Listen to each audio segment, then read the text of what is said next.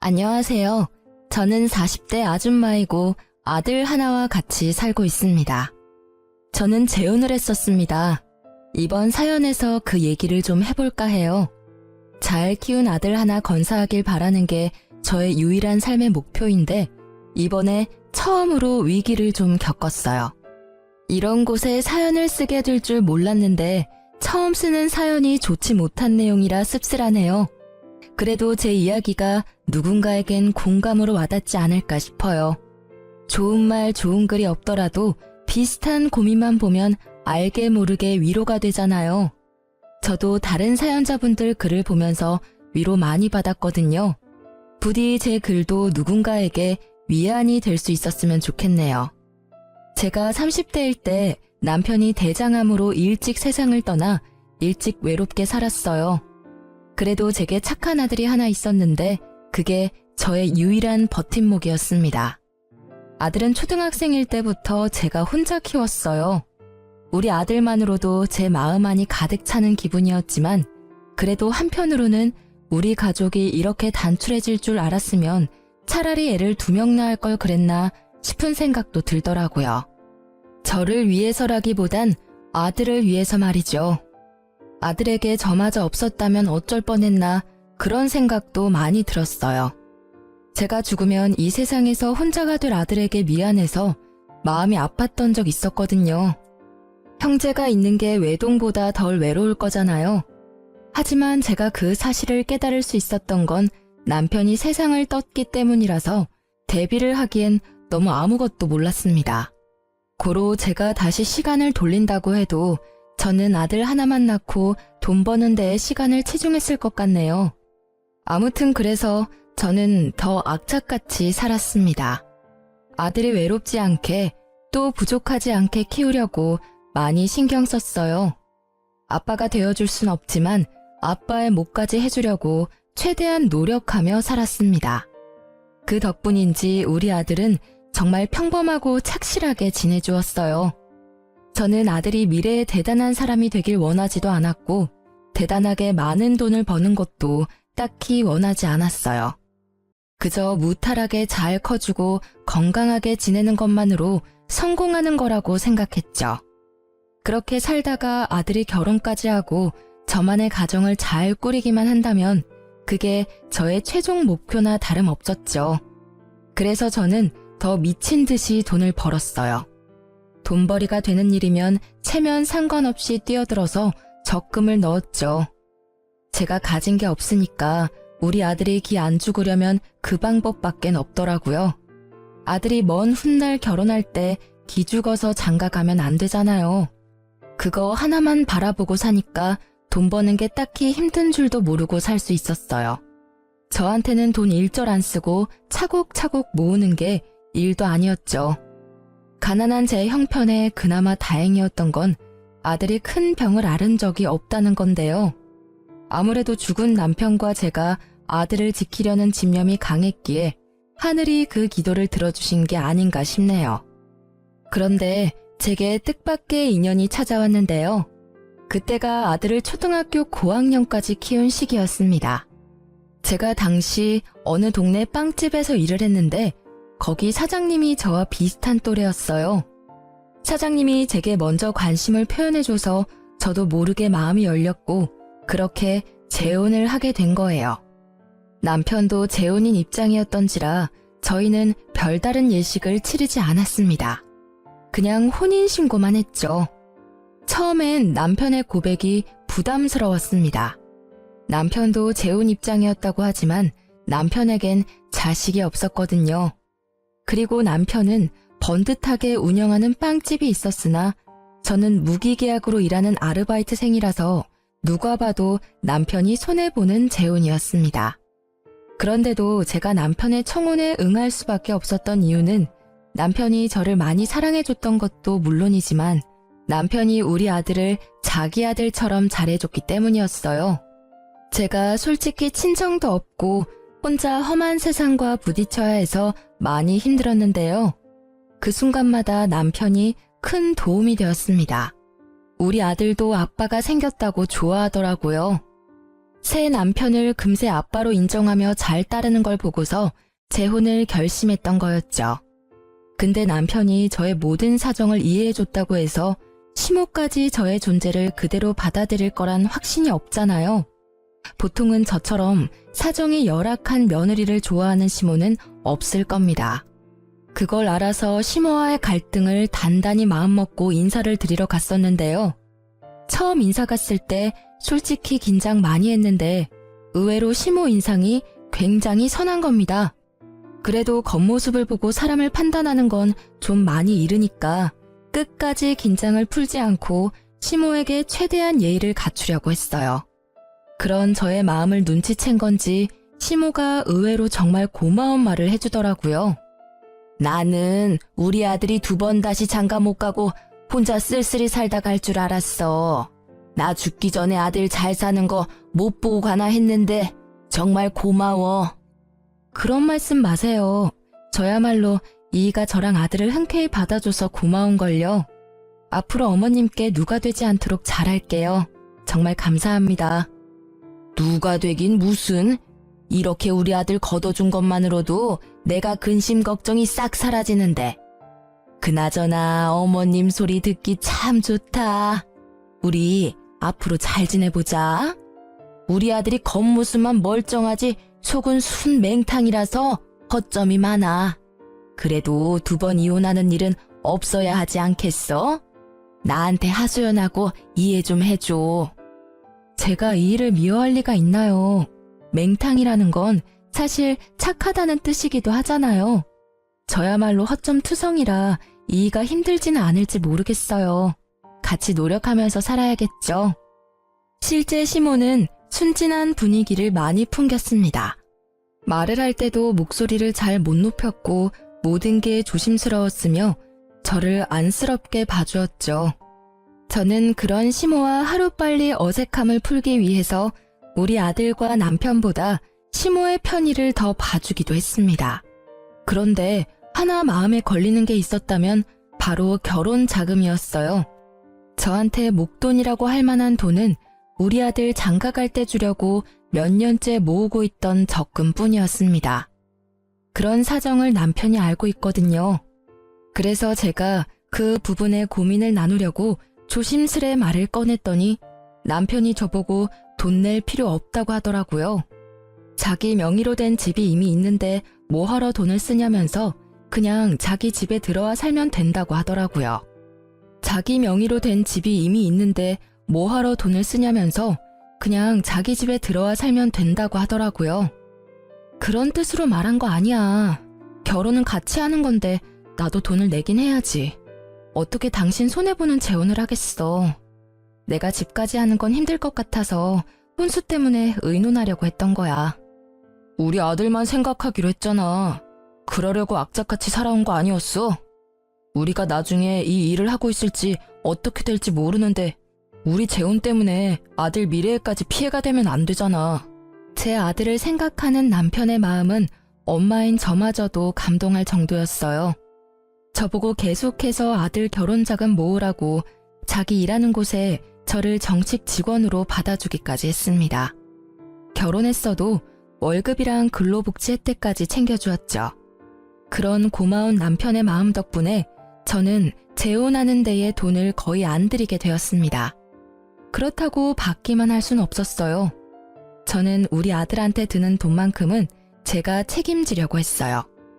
일부러 아들 학교에 필요한 돈이나 개인적인 용돈 등 그런 부분은 남편한테 말조차 안 했습니다. 하지만 남편이 그걸 미리 눈치채고서 저 몰래 아들한테 용돈을 주더라고요. 너무 미안해서 남편과 가게에 단 둘이 있는 시간을 이용해 남편에게 얘기를 한 적도 있었어요.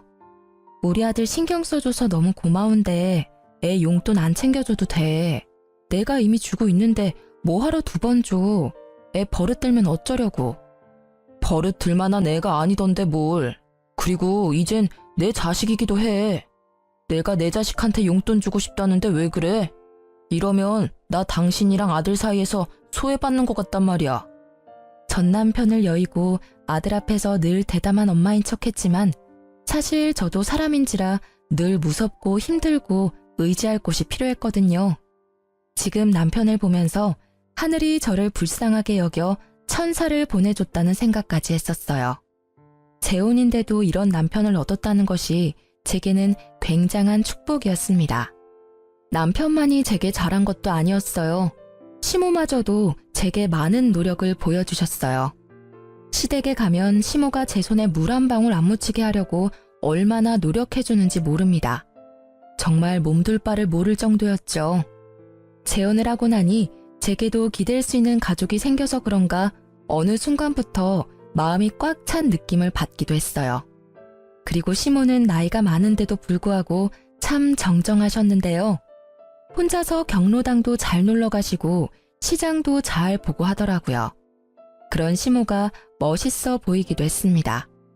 아무튼 저는 우리한테 잘해주는 시모가 고마워서 시댁에 자주 찾아갔어요. 시모도 손주 생긴 걸 너무 좋아해줘서 제 아들을 자주 보고 싶다고 하더라고요. 그래서 친해질 겸 우리 아들이 학교를 마치면 저랑 남편이 퇴근할 때까지 시모와 같이 있게 했습니다. 그렇게 재혼 생활을 보낸 지 1년 정도 지났을 때였는데요. 저랑 남편의 결혼 기념일이 다가왔는데 시모랑도 같이 기념을 하고 싶더라고요. 저랑 남편과 아들이 잘 지낼 수 있었고 만날 수 있었던 건 시모의 도움도 컸기 때문이죠. 그래서 당일 시모한테 연락을 했거든요. 근데 전화를 안 받으시더라고요. 아들한테 연락을 해봤더니 시모가 화장실에 있다고 해서 굳이 2번 연락 안 하고 바로 시댁으로 향했어요. 제가 남편보다 일찍 마쳐서 장을 본 후에 혼자서 시댁을 찾아갔습니다. 그때 우리 아들이 이제 사춘기라 그런지 시모 보러 잘 안 가려고 했었거든요. 그날은 제가 따로 연락해서 시댁에 가 있으라 했기 때문에 아들 혼자 시댁에 먼저 가 있는 참이었어요. 아들이 좀 귀찮고 싫어하는 티를 냈으나 기념일이니까 어쩔 수 없이 저희 말을 따라준 거죠. 도착하고 저는 시댁의 비밀번호를 알고 있어서 알아서 누르고 들어갔습니다. 그랬더니 예상치 못하게 옷 하나 걸치지 않은 시모를 마주치고 말았어요. 시모도 놀랐겠지만 저도 너무 놀라서 순간 주저앉을 뻔했습니다. 어머 깜짝이야. 넌 왜 초인종도 안 누르고 들어오니? 죄송해요. 연락드렸는데 어머님이 안 받으시길래 바쁜 줄 알고 그냥 들어왔죠. 그런데 왜 속옷바람으로 계세요? 아, 그랬니? 나야 뭐 목욕하고 나오는 길이니까 그렇지. 시모가 처음에 저를 보자마자 굉장히 험악한 표정을 지었는데요. 한 번도 시모의 그런 모습을 본 적이 없어서 순간 잘못 본 줄 알았습니다. 제가 엄청 잘못한 기분이라 더 찔리기까지 했어요. 근데 제가 더 당황스러웠던 건 우리 아들이 거실에 떡하니 TV를 보고 있는 상황인데도 시모가 아무렇지 않게 자연인 상태로 돌아다니더라고요. 아무리 가족이라고 해도 이런 게 이해될 수 있는 상황인가요? 심지어 시모는 자기 차림새가 그 모양인 걸 부끄러워하지도 않는 것 같았습니다. 저라면 남이 있는 데서 그 상태로 밖에 나오지도 않았을 거예요. 근데 시모는 그대로 계속 서 있더라고요. 심지어 표정까지 온화해지면서 제 손에 들려있는 짐을 들어주려고 다가오는 겁니다. 어쩜 저렇게 천하태평할 수 있는지 모르겠어요. 외부인이 있으면 옷부터 입는 게 먼저 아닌가요? 저도 모르게 제 마음이 더 급해져서 시모한테 살짝 언성을 올리고 말았습니다. 어머님, 이건 제가 알아서 할 테니까 옷부터 입고 오세요. 애도 보고 있는데 뭐 하시는 거예요? 좀 있으면 남편도 올 거라고요. 제 아들 나이가 아직 어리긴 해도 이제 곧 중학교를 올라갈 날을 앞두고 있었어요.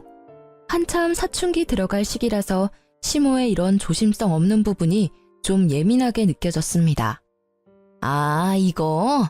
다 늙은 몸뚱어리인데 뭐 이상할 게 있다고. 조그만 애들은 이상한 거 하나도 몰라. 네 남편도 이렇게 키웠는데 뭘. 옛날에는 이런 게 다 당연했어. 요즘 엄마들이 예민한 거야. 정말로 제가 예민한 건가요? 시모는 뭐가 잘못된 건지 몰라서 능청스럽게만 행동했는데요. 그래도 제가 계속 옷 입을 걸 권유했더니 겨우 방으로 들어가더라고요. 기분이 정말 나빴습니다. 자기 아들 그렇게 키웠다고 제 아들까지 몹쓸 걸 보여줄 필요는 없잖아요. 옷 갈아입고 나온 뒤 장난스럽게 웃으면서 제게 사과를 해왔지만 제 기분은 그래도 나아지지 않았어요. 너무 이상하리만큼 찝찝했습니다.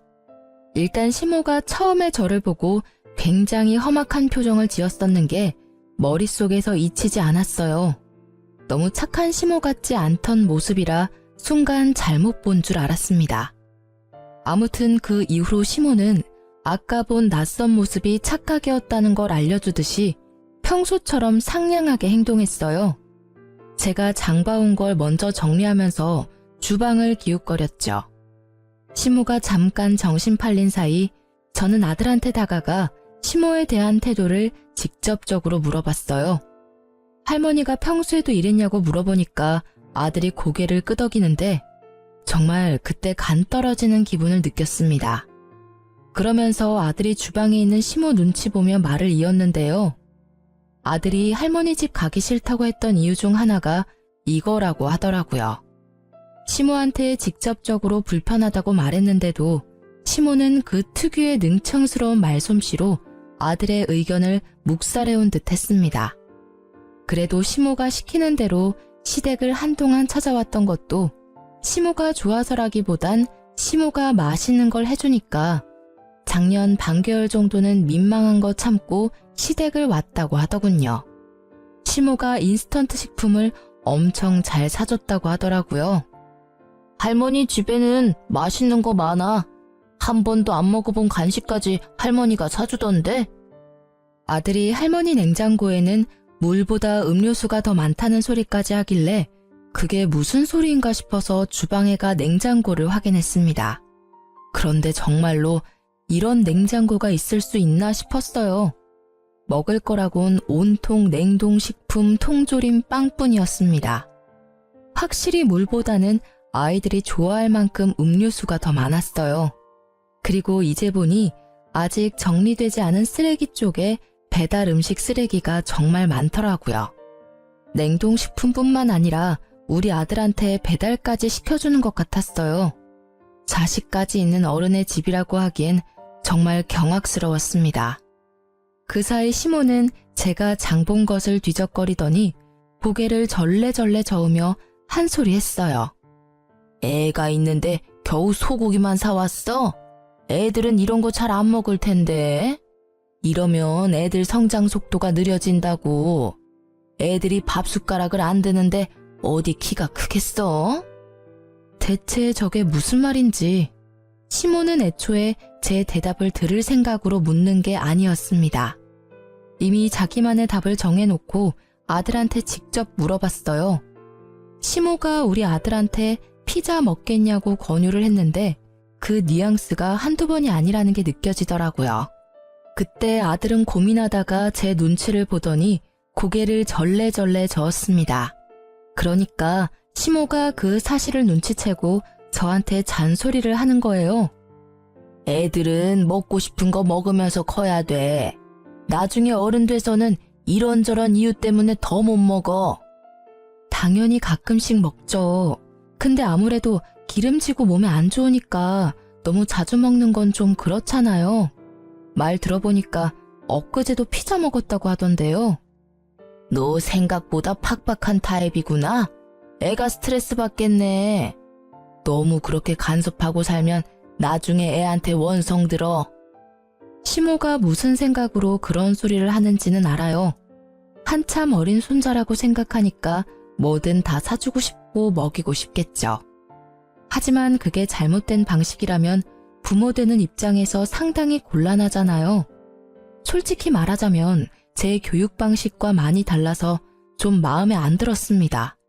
게다가 시모가 아들 문제로 저한테 이래라 저래라 참견할 줄도 몰랐어요. 그런데 그게 시모의 이상한 고집으로 이어질 거란 생각도 못했습니다.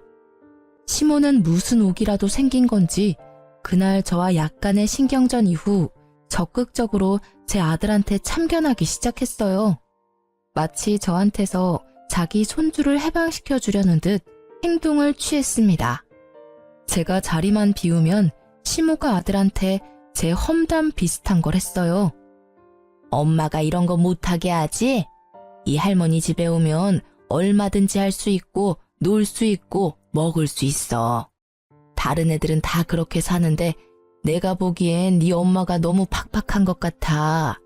이러면 친구들 사이에서도 뒤처지지 않아? 저희 아들이 말을 많이 하는 걸 안 좋아하는데 시모가 계속 아들한테 말을 시키면서 아이한테 나쁜 영향을 끼치더라고요. 그래서 웬만하면 제가 아들에게 굳이 시댁 가보라고 시키지 않았어요. 아들도 오히려 편해하더라고요. 시모가 저한테 전화해서 아들 얘기를 해도 친구랑 놀러가서 집에 없다고 말하며 시모와의 약속을 피하게 만들었어요. 그렇게 지내는 게 불편했지만 그래도 아들이 시모랑 같이 있는 것보단 나았습니다. 그러던 어느 날이었어요. 아들이랑 단둘이 있는 시간에 남편이 택배를 한가득 챙겨오는 겁니다. 엄마가 괜히 외식하는데 돈 쓰지 말고 집에서 해먹으라네. 아들이 좋아하는 걸로만 골랐대. 엄마도 참 손자 사랑이 넘쳐. 남편이 들고 온 건 전부 다 냉동식품이었습니다. 그걸 보니까 한숨이 나오더라고요. 심지어 남편은 한참 크고 있는 아들의 영양 섭취는 생각도 안 하는 건지 삼시세끼 냉동식품 먹으면 식사 준비도 안 힘들고 좋겠다고 하는 거예요. 저는 시모가 자리에 없는 김에 그제야 남편한테 시모에 대한 불만을 얘기했어요. 해야 할 것 같았습니다.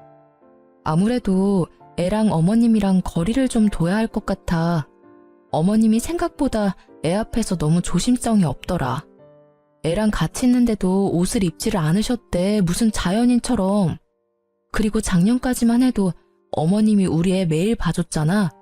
그때 매 끼를 인스턴트만 먹였대. 그게 왜? 엄마는 그냥 손주가 이뻐서 표현하는 건데. 원래 할머니들이 그런 거야. 다른 집은 매질하는 할머니도 있다는데 맛있는 거 사주는 할머니면 완전 100점짜리 아니야? 그 마음은 알지. 근데 방식이 잘못됐잖아. 우리 아들 이제 사춘기라서 어머님처럼 조심성 없는 태도로 대하면 점점 예민해질 거라고. 걱정하지 마. 아무 문제 없어. 나도 그렇게 자랐는데 당신 나랑 결혼할 때만 해도 전혀 몰랐잖아. 예민한 건 당신이 더 예민한 것 같은데 요즘 왜 그래? 그래도 남편은 이해를 해줄 거라 믿었는데 제 말을 전혀 못 알아듣는 듯 했습니다. 남편은 말이 안 통하고 시모는 계속 애한테 안 좋은 영향만 주니 결국 저 혼자서 조치를 취해야 했어요. 할 수 없이 저는 아들이 시댁에 절대 가지 못하도록 학원 보내는 걸로 방법을 취했습니다. 정말 다행히도 아들 학원 덕분에 시모랑 아들 만나는 횟수가 대폭 줄어들었어요. 그러자 시모가 불만이 쌓였는지 다른 수를 쓰기 시작했는데요. 이젠 직접 우리 집을 찾아오기 시작한 겁니다. 집에 너무 자주 찾아오는 것 같더니 손주 얼굴 한번 보고 간다는 핑계로 집에 눌어붙어 있는 시간이 늘어갔어요. 그렇게 오래 죽치고 앉아있다 보면 당연히 귀가 시간이 늦어지잖아요. 그럼 자고 가기도 하셨는데 이젠 그 횟수가 많아지더라고요. 그러면서 어느 날엔 제가 불평이라도 할까봐 미리 선수치기도 했습니다. 우리 아들 집인데 내가 좀 들락거린다고 신경 쓰이는 건 아니지? 내가 원래 우리 아들 집에 자주 왔다 갔다 했었거든. 너네 신혼 1년 즐기라고 그동안 참아줬으니까 이제는 같은 가족끼리 안 그래도 되잖아. 물론 저랑 남편이 결혼 자금 아낀다고 결혼식을 안 했고 제가 모은 돈을 아들 위해 쓰라고 혼수조차 안 하긴 했습니다. 제가 남편과 부부이지만 어떻게 보면 남편 집에 얹혀 사는 게 맞아요. 하지만 그렇다고 이미 가정이 생긴 집안에 멋대로 들락날락 하는 게 말인가요? 재혼하고부터는 엄연히 저랑 남편의 집이잖아요. 대체 왜 시모가 1년 정도는 봐줬다고 생색을 내는 걸까요? 시모는 집도 따로 있으면서 자기 아들 집까지 자기 집이라 생각하는 것 같았습니다. 시모가 한마디 두마디 할 때마다 얼마나 뻔뻔하게 들렸는지 몰라요. 자기가 뭘 실수하고 있는지도 전혀 모르는 얼굴이었는데 그게 은근히 사람 속을 터지게 했습니다. 여기서 제가 불평하면 저만 이상한 사람이 되는 거였어요. 시모가 상황을 그렇게 만들어 갔으니까요. 무엇보다 시모가 제 아들 일에 참견하는 걸 넘어서 남편에게도 만만치 않게 신경 쓰기 시작했는데요. 점점 시모 위주로 돌아가기 시작하는 집안 분위기를 보면서 우리 가족이 잘못될까봐 그게 제일 무서웠습니다. 일단 남편한테는 자기 아들이니까 이래라 저래라 제 입맛에 맞도록 지시를 많이 했고요. 우리 아들한테는 자기 손주니까 나이 많은 자기가 멋대로 키우려고 이렇게 저렇게 시켰죠. 그걸 남편이 신경 안 쓰고 내버려 둔다는 것도 제 스트레스를 키우는데 한몫했습니다. 솔직히 이건 좀 아니잖아요. 그래서 저는 참다 남편을 따로 불러서 시모가 우리 집에 자주 오는 걸 불편하다고 얘기했습니다. 그러니까 남편이 뭔가 곤란하다는 듯 착잡한 표정으로 되받아쳤는데요. 엄마가 혼자 지내기 외롭다고 합가하지. 내가 그러자고 했어. 얼마 전에 부동산한테 얘기해서 엄마 집 정리 중이야. 뭐? 그걸 왜 나한테 한마디 말도 없이 마음대로 진행해? 당신도 엄마랑 지내는 거 좋아했잖아. 엄마한테 자주 찾아가길래 그럴 바엔 같이 사는 게 낫겠다고 생각했지. 그건 옛날 일이지. 지금은 어머님이 우리 애한테 이상한 영향 끼쳐서 불편하단 말이야. 어머님이랑 우리 애 안 마주치게 하려고 내가 일부러 학원까지 보냈는데. 말이 이상하다. 우리 엄마가 무슨 짓을 했다고 그렇게까지 소외시켜. 그리고 여기 내 집이야. 당신도 우리 집에 얹혀 살고 있는 입장인 거 몰라? 내가 내 집 마음대로 사용하겠다는데 왜 불만을 가져? 이게 무슨 청청병력 같은 소리일까요?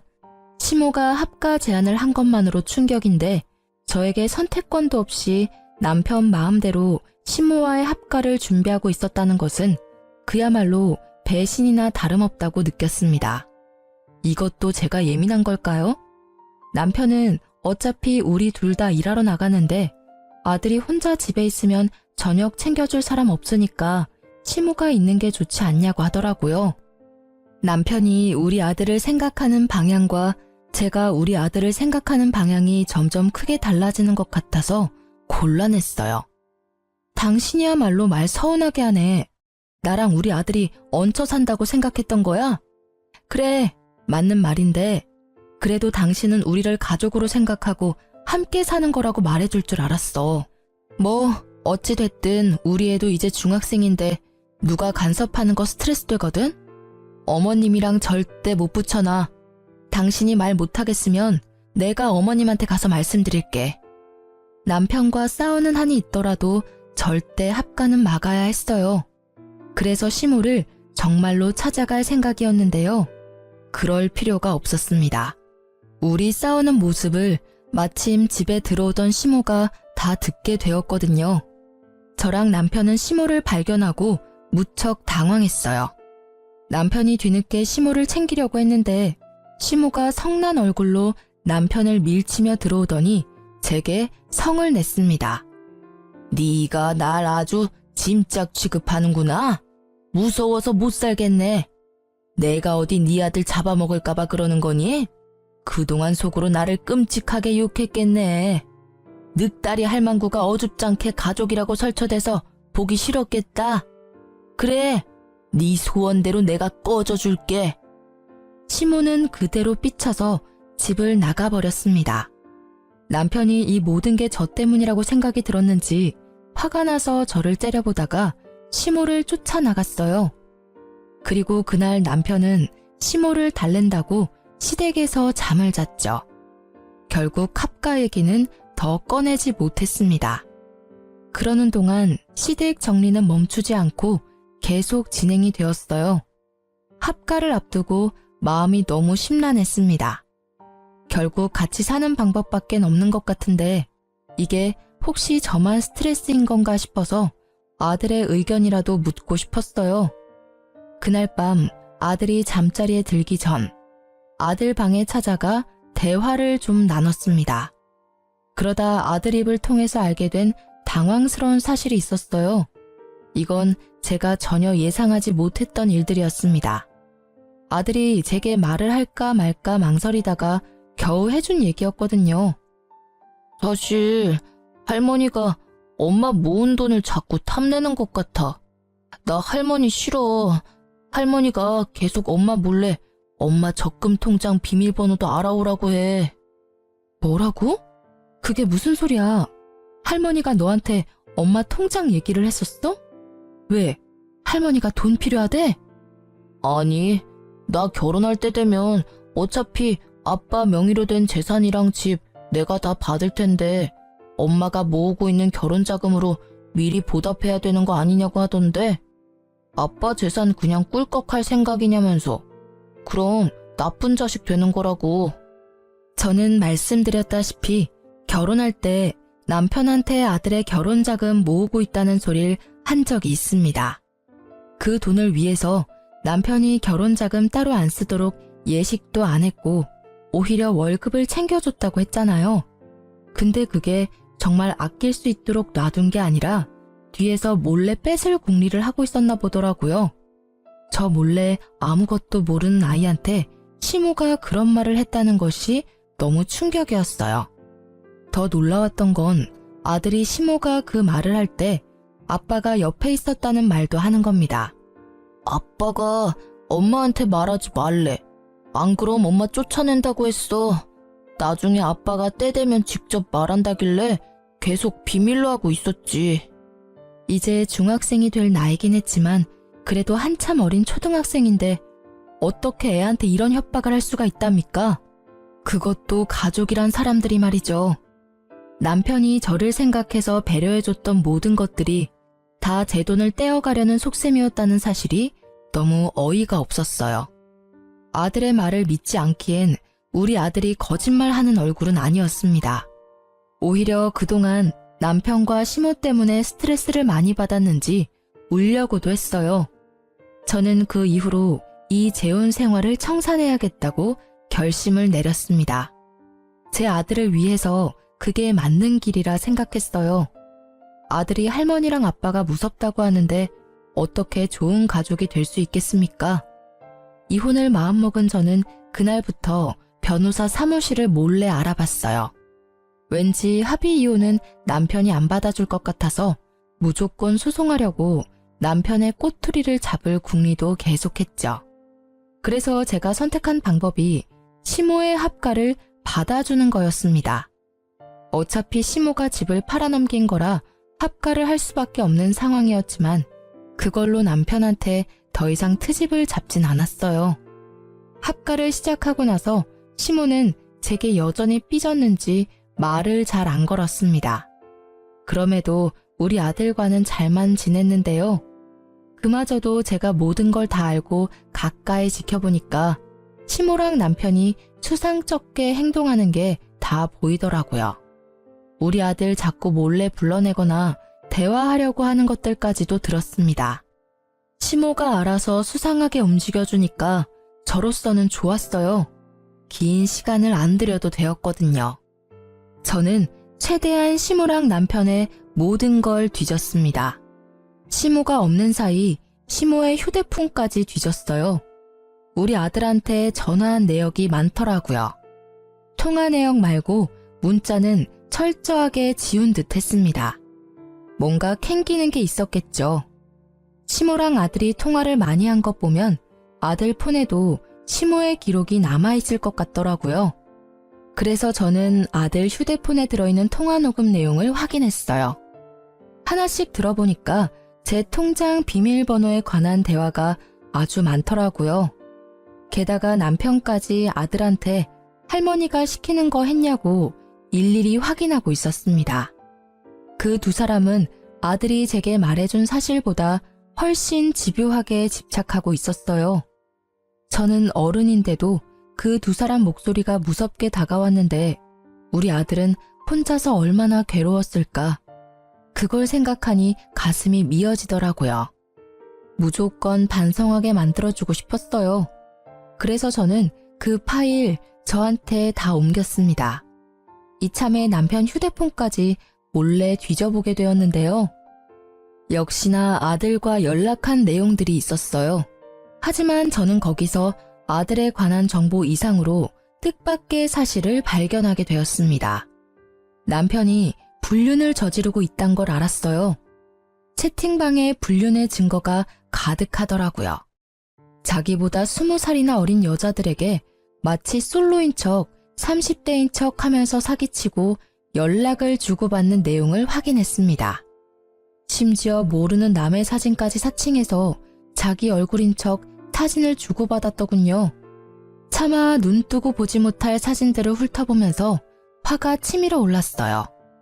고작 이 정도밖에 안 되는 남자한테 푹 빠진 제가 한심하게 느껴졌습니다. 일단 저는 그걸 다 사진으로 찍었어요. 남편이 발뺌 못하도록 채팅방 내용까지 찍었죠. 정말 많은 정황들 때문에 다행히 소송이 가능해졌어요. 그제야 저는 아들과 따로 살 작은 원룸까지 찾기 시작했고 이삿짐을 하나하나 정리하기 시작했습니다. 그리 큰 짐은 안 챙겼고요. 중요한 물건이랑 아들 것만 따로 챙겼어요. 아들한테만 우리의 사정을 설명해 준 뒤에 남편이랑 시모 몰래 야반 도주를 하게 되었습니다. 식탁에 이혼 소송장과 메모지만 놓고 나왔어요. 그 사람들이랑 얼굴 보고 인사하고 싶지 않았거든요. 혹시 제가 실수하는 것일까봐 아들한테 한 번 더 물어봤습니다. 다시 이혼을 해도 되겠냐고 미안하다고 하면서 물었더니 아들이 오랜만에 제게 진심 어린 미소를 보여주더라고요. 그냥 괜찮다는 말만 하는데도 아들 표정은 그 이상으로 밝았어요. 아들에게 정말 미안했지만 그래도 아들이 좋아해주니 안심은 되더군요. 전보다 못한 집이었어도 아들이랑 둘만 있으니까 마음이 그렇게 편할 수가 없었어요. 진작에 이렇게 둘이서 살았어야 하는 건데 저의 괜한 욕심 때문에 아들까지 몹쓸 경험을 하게 만든 것 같아서 후회가 되었네요. 아무튼 그 다음날 난리가 날 걸 당연히 예상했습니다. 아침부터 시모랑 남편한테 불나게 전화가 오더라고요. 아들 학교를 알고 있는 그들로부터 완전 숨을 순 없었기 때문에 전화는 받았어요. 당신 정신 나간 거야? 설마 집 나갔어? 한마디 말도 없이 이게 무슨 무례야. 이혼이라니 뭔 개소리냐고. 결혼이 애들 장난도 아니고 뭐 때문에 이러는지 말을 해야지. 무례가 뭔지 모르는 거야? 너랑 네 엄마가 우리 아들한테 무슨 협박을 했는지 내가 다 알고 있는데 발뺌하겠다고? 너만큼은 안 그럴 줄 알았는데 네가 제일 쓰레기야. 무슨 말도 안 되는 소리를 하고 있어. 네가 괜히 우리 엄마랑 합가하기 싫어서 조작한 거 아니야? 우리가 뭐하러 네 돈을 탐내? 사업장까지 갖고 있는 내가 뭐가 아쉬워서? 그래, 조작인지 아닌지 궁금하면 법정 참석해서 직접 듣고 확인해 보던가. 참, 총각인 척하는 것도 잘 봤어. 아마 네 애인한테도 소장이 갔을 거야. 기본적으로 소장이 갔다는 건 네가 잘못한 게 증명되었다는 소리겠지? 그 소리를 하자 순간적으로 남편이 아무 대답도 못했습니다. 무슨 표정을 하고 있을지 예측이 되어 벌써부터 고소하더군요. 그리고 남편이 당황하니까 제가 더 용기가 생기더라고요. 저를 만만하게 본 남편이 좀 더 시겁했으면 해서 그 순간을 놓치지 않고 말을 이었습니다. 나중에라도 우리 앞에 알짱거리면 네 유일한 밥줄까지 끊어버릴 거야. 소문이란 게 참 무섭잖아? 게다가 거기 동네는 어르신들 많아서 매출 끊기는 걸로 끝나지 않을걸? 돌이나 안 맞으면 다행이지. 저는 마지막까지 우리 아들 건들지 말고 나타나지 말라고 경고하고 끊었습니다. 그랬더니 남편이 겁을 먹었는지 더 이상 전화가 안 왔어요. 그런데 시모가 보통 성격이 아니더라고요. 상황 파악이 안 되는 건지 자기 아들 밥줄 끊기게 하고 싶어서 발악을 하는 겁니다. 시모가 저한테 직접 연락한 게 아니라 우리 아들 학교로 찾아간 거예요. 아들이 연락 와서 할머니가 붙잡고 안놔준다고 하는데 그 소리 듣자마자 심장이 철렁 내려앉았어요. 혹시 우리 아들을 납치라도 해갈까봐 저는 일자리를 구하다 말고 바로 아들 학교로 뛰어갔습니다. 시모가 우리 아들을 붙잡고 잡아 끄는 걸 발견했어요. 그곳으로 바로 쫓아가서 당장 시모를 밀쳤습니다. 그러자 시모가 저를 보고는 마침 잘 됐다면서 바로 저한테 달려들더라고요. 제 머리채를 잡고는 주변 사람들 다 끌어모을 작정으로 소리를 질렀습니다. 감히 우리 아들을 2번이나 이혼남으로 만들어? 네가 내 아들 불륜이라고 협박했다면서? 그걸 알고 가만히 있을 엄마가 어디 있겠니? 나도 네 아들 왕따 당하게 학교에 소문 다 낼 거야. 얘가 바람나서 도망간 년의 아들이라고. 도가 넘는 발언을 하는 시모에 저는 더 이상 듣고만 있을 수 없어서 사람들이 보든 말든 시모의 머리채를 같이 잡았습니다. 시모가 엄살이 심해서 바로 저한테서 손을 떼더라고요. 그 틈을 놓치지 않고 저는 바로 시모의 귀싸대기까지 갈겨줬어요. 내가 그쪽 아들한테 분명 우리 앞에 나타나지 말라고 경고했을 텐데 전달 못 받았나 봐요. 그렇다면 다시 똑똑히 말해줘야겠다. 이제부터 그쪽은 아들 앞길 막는 엄마가 되는 거예요. 엄마 때문에 아들 인생 제대로 쪽나면 아들이 어떻게 나올까 궁금하네요. 이 싹수 없는 것이 감히 어른한테 손찌검을 해? 돈도 없는 거지 주제에 네가 해봤자 뭘 할 수 있다고 난리야. 나라고 가만히 있을 것 같아? 너 사람 잘못 건드렸어. 네, 그럼 어디 해보세요. 어느 누가 더 망가질지 해보면 알겠네요. 저 지금부터 그쪽 아들 인생 제대로 박살내줄 건데 이건 다 그쪽 탓인 거예요? 그대로 아들을 데리고 집으로 돌아온 저는 그날 이후 남편 동네에 직접 찾아가서 빵집 사장이 불륜을 저질러서 이혼 소송 당했다는 사실을 마구마구 퍼뜨렸습니다. 어르신들에게 손수 증거 사진까지 보여주면서 입소문 퍼뜨렸어요. 역시나 말하기 좋아하는 어르신들 덕분에 여기저기 입소문이 터졌습니다. 어르신들은 남편 빵집에 굳이 찾아가서 침을 뱉고 쌍욕하고 손가락질을 했어요. 남편 빵집에서 샀던 빵을 더럽다고 도로 돌려주는 어르신들도 있었습니다. 사실을 모르던 남편은 속수무책 당할 수밖에 없었어요. 빵집 이미지가 제대로 망가져서 남편 가게 매출은 뚝뚝 떨어졌고 남편이 그냥 거리만 지나가도 쓰레기를 쳐맞는 수준이 되었습니다. 남편은 이렇게 일을 만든 것이 저뿐이라고 생각했는지 저한테 전화가 왔더라고요. 이혼해 주겠다잖아. 이건 약속이랑 다르지. 당신 때문에 동네에서 고개를 못 들고 다닌다고. 어떻게 한 입으로 두 말을 할 수가 있어? 내가 너한테 뭔 짓을 했다고. 넌 아무 짓 안 했지. 네 엄마한테 물어봐. 네 엄마가 갈 때까지 가보자는 식으로 나오길래 나도 갈 때까지 가주겠다고 약속했을 뿐이야. 우리 아들 학교 찾아와서 매달리는 건 진짜 아니잖아. 원망하고 싶으면 네 엄마를 탓해야 될 거야. 아마 남편이 시모한테 가서 엄청나게 따졌을 겁니다. 그럼 시모가 제 탓으로 화살을 돌리면서 변명을 하겠죠. 결국엔 두 사이의 갈등이 산불처럼 불어나서 멀어질 거예요. 제가 진정으로 원하는 결말이네요. 아쉽게도 결말을 두 눈으로 확인하진 못했어요.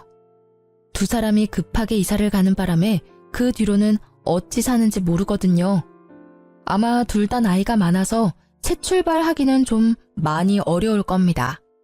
그들과 반대로 저는 재산 분할 소송까지 해서 남편 명의로 된 집값까지 조금 얻을 수 있었어요.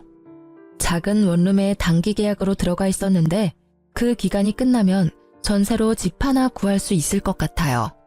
현재 아직 단기 계약 원룸에서 지내고 있습니다.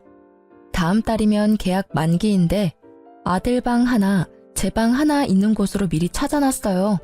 지금 우리 아들이 중학교 입학을 앞두고 있거든요. 집을 그 주변으로 찾아놨는데 우리 계약이 만기될 때까지 자리가 있었으면 좋겠네요. 글을 쓰면서 재혼을 해버린 제 자신을 다시 한번 반성하게 되었습니다. 정말 좋은 시간이었어요. 누군가에게 위로의 말을 듣는 것보다 이렇게 글 쓰는 것만으로도 마음의 정리가 될 줄은 몰랐네요. 앞으로도 정리하고 싶은 일들이 생기면 종종 들려야겠어요. 여러분들도 사연에 한번 도전해보세요. 생각지도 못한 위안을 받게 될 겁니다. 답이 보일 수도 있는 거고요. 그럼 이제 글을 마무리해야겠네요. 들어주신 여러분들 좋은 밤 되시고 시간 내주셔서 고맙습니다.